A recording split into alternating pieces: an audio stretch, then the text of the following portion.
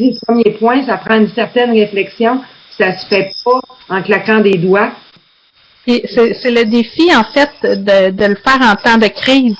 Parce que quand tu prends ton cours à la base, tu le réfléchis de la bonne manière pour dire, je le fais en ligne, qu'est-ce que je vais faire? Je vais créer de l'interactivité, je vais mettre des activités qui nécessitent que les gens collaborent entre eux. C'est pas la même chose que de prendre un cours, puis demain matin, il faut que je le donne en ligne. C'est complètement différent. Mais c'est exactement ce qu'ils nous demandent de faire présentement. Donc, je pense que le contexte du COVID n'est pas un bon exemple de démontrer c'est quoi la formation en ligne.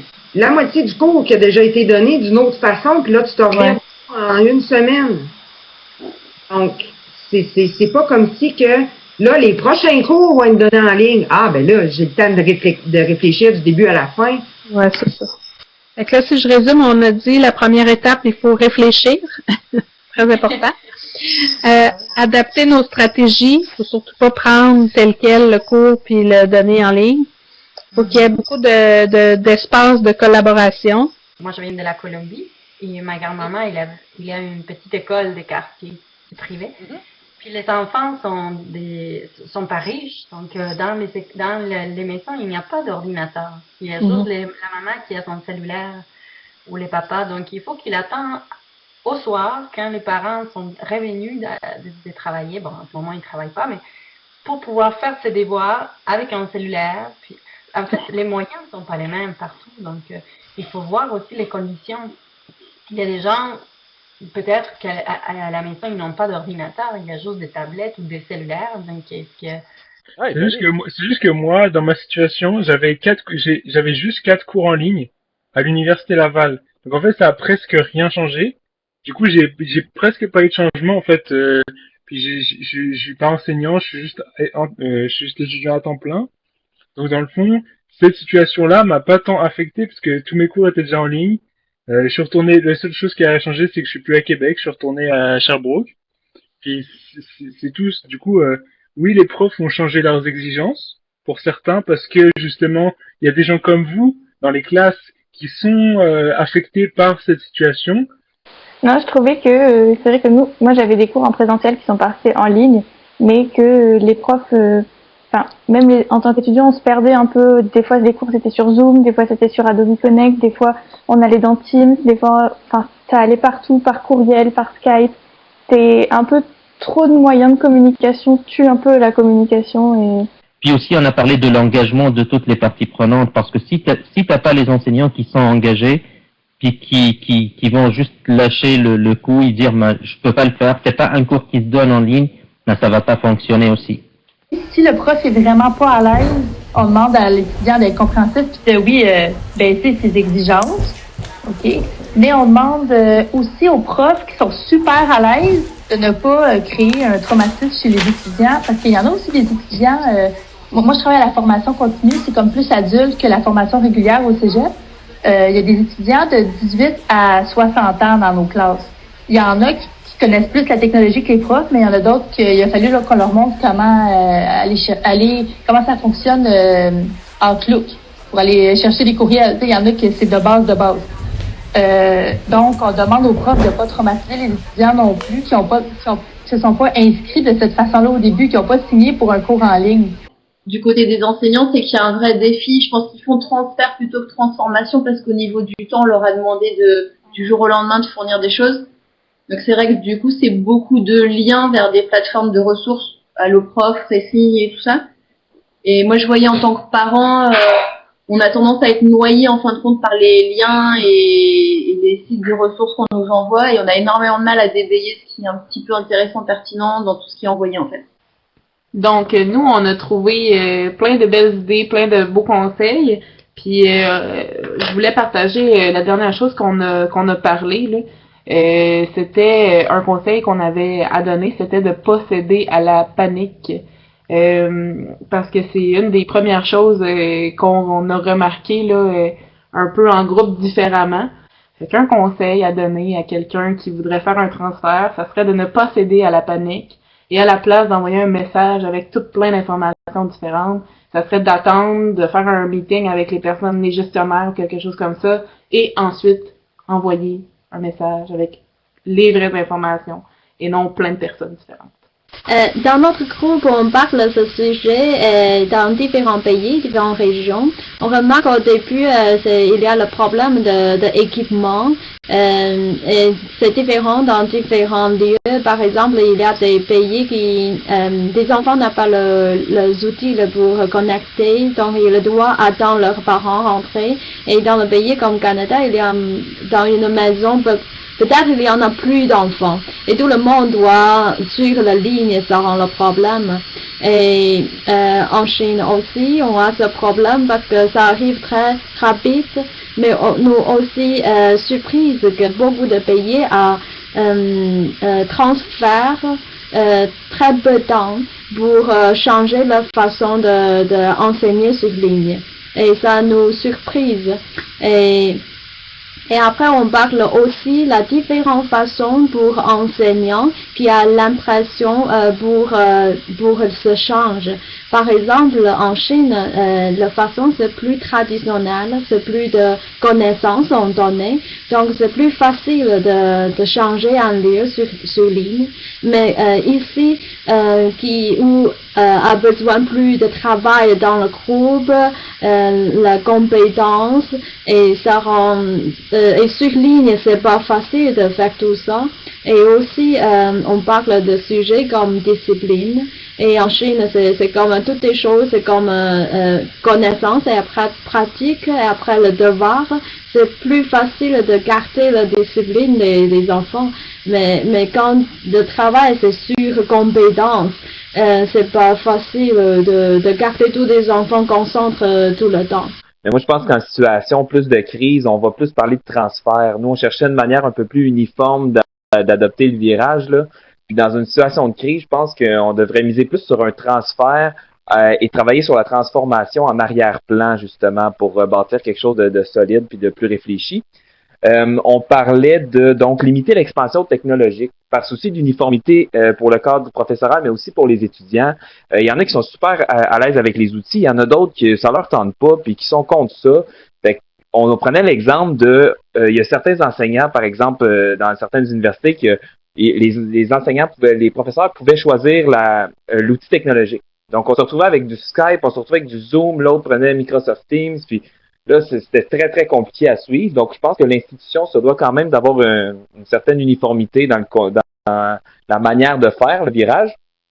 D'utiliser peut-être le team teaching dans la mesure où dans les professeurs qui enseignent dans les mêmes champs, peut-être qu'ils peuvent s'outiller entre eux parce qu'il y en a justement qui ont le même contenu à donner. Ben la façon de le donner, il y en a qui sont plus à l'aise de le faire avec les outils, donc peut-être un genre de parrainage à ce niveau-là, et de bien engager toutes les parties prenantes justement pour pas que ça finisse non plus, même si c'est un transfert, pour pas que ça finisse par être seulement du PDF dump, là, tu sais, de juste mettre lisez ça, puis ça va être beau, de toute façon, votre session va être, vous allez passer votre session, les évaluations sont annulées, tout ça. Donc, il y a comme un entre-deux, mais c'est d'engager les bonnes parties prenantes, c'est de favoriser un transfert, puis de limiter l'expansion, puis l'enthousiasme là pour créer un cadre plus structuré. Là. Parce que c'est impossible de transformer, faire un cours en ligne en 2 jours, malheureusement, ça serait le fun, mais c'est impossible. Fait que c'est exactement ça qu'on a dit nous aussi, là.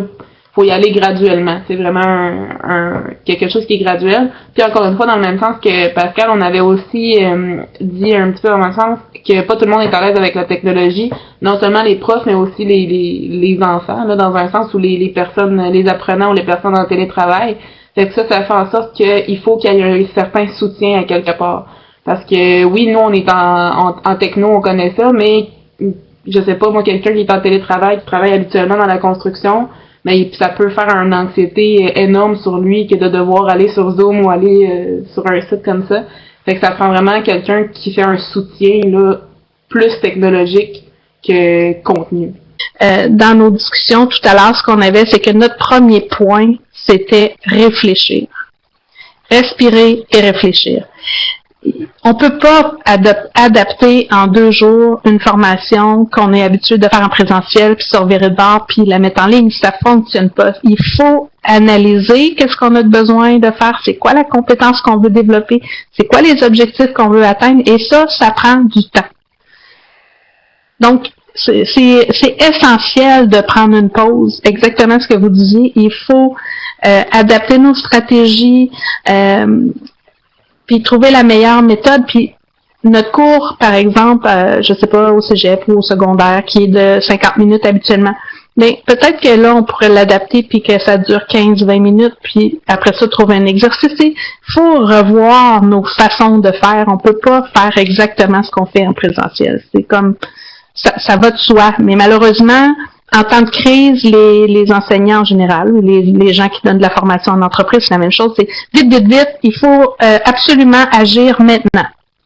Puis ça cause des erreurs et malheureusement, ça fait en sorte que les gens n'auront pas des belles expériences puis ne voudront pas réutiliser la classe virtuelle ou la formation en ligne.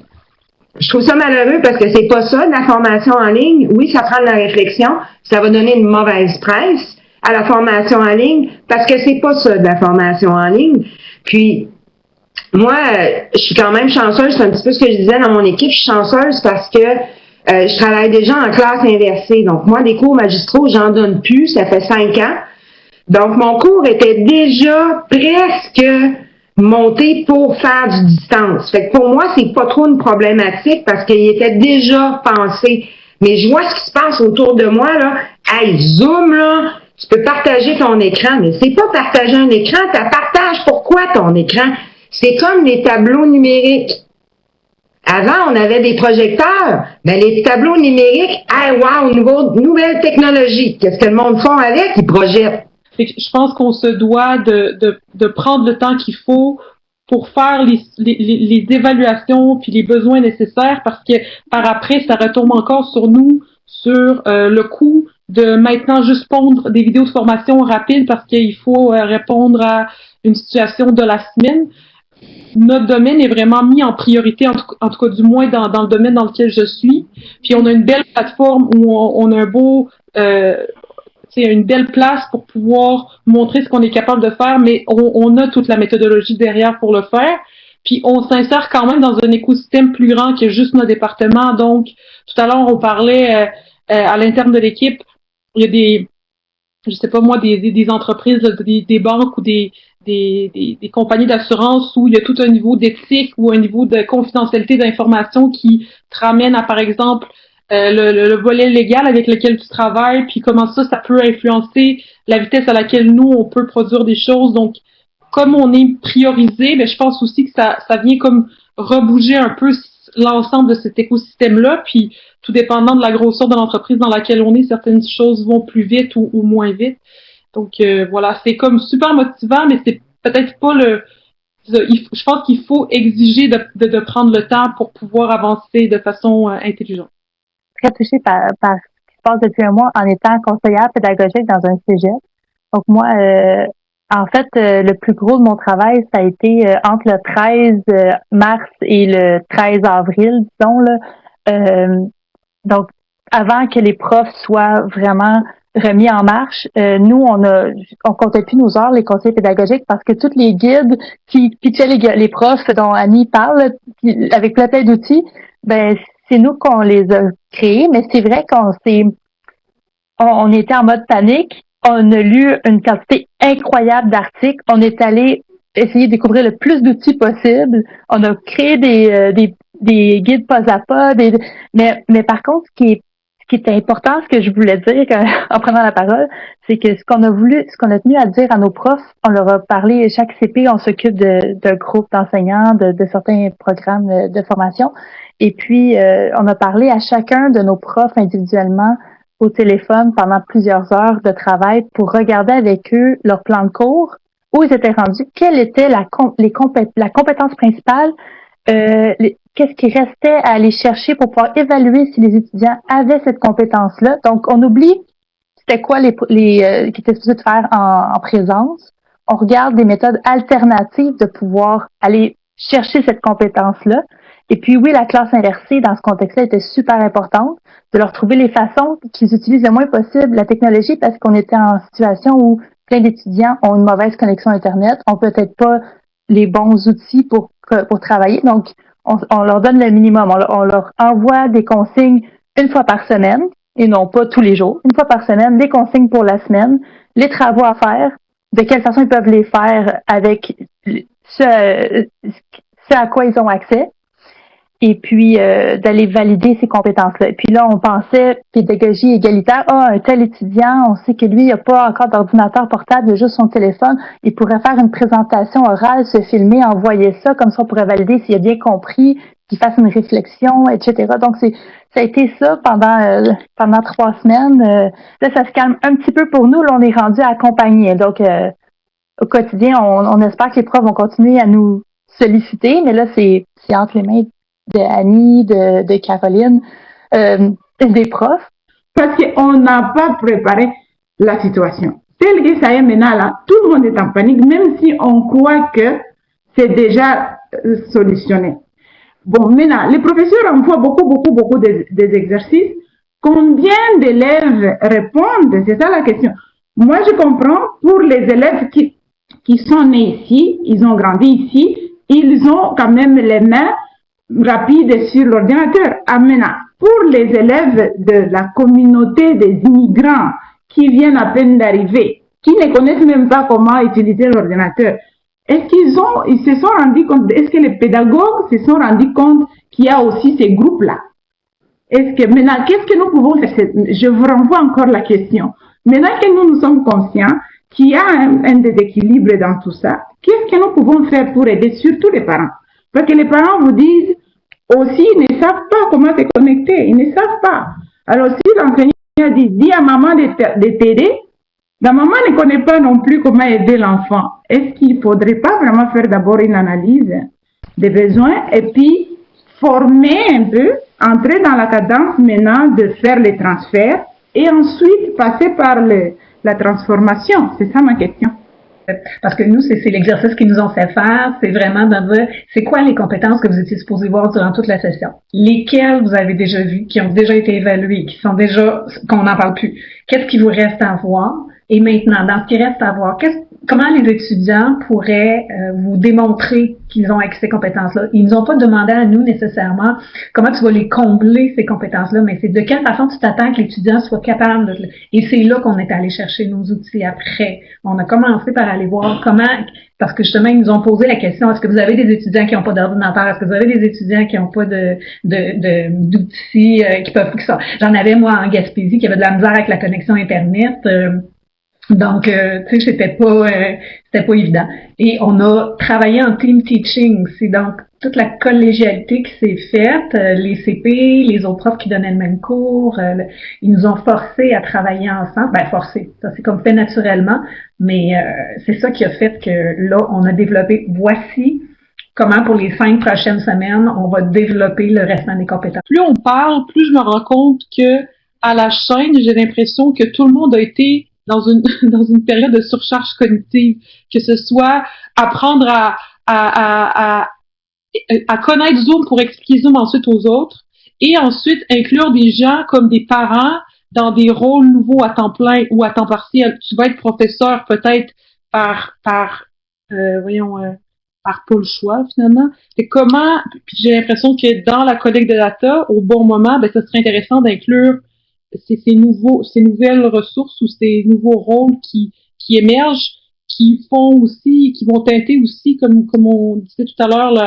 la finale, le résultat de l'expérience, parce que ils en sont comme un peu, ils sont inclus dans le succès finalement. Mais en Chine, on traduit la crise, c'est Weiji, ça veut dire c'est un défi, mais aussi une chance. Et je vois que maintenant, c'est comme la crise nous obligeait d'utiliser cette façon, de nouvelles façons. Mais beaucoup de gens vont dire on ne s'habitue pas à ça en le temps très court.